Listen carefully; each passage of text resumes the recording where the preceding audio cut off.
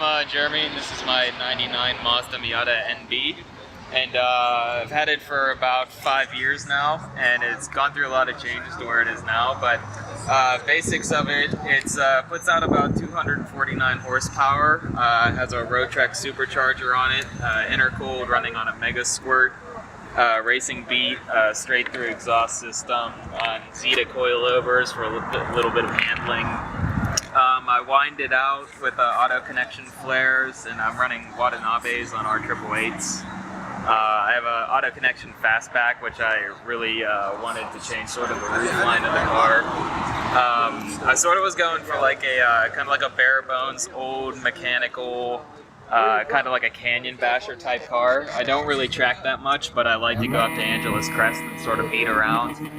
So I wanted like sort of still a comfortable car, but still has that, you know, mechanical raw look of a kind of a track car.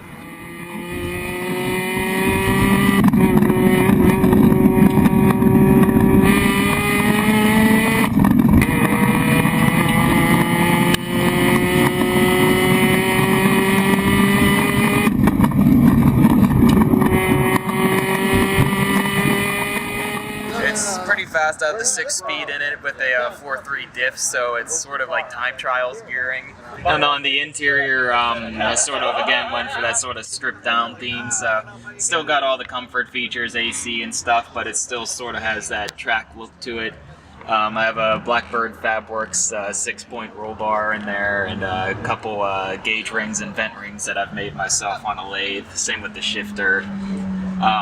Lotus Elise seats on Ryuku rod brackets, put you pretty low, kind of keep you in the bucket there. Getting the rear stripped out. Yeah, so it's sort of just a nice combination of like old styles mixed with newer parts that I found. Kind of classy, but still a little bit, you know, not too crazy, not too out there, but still aggressive.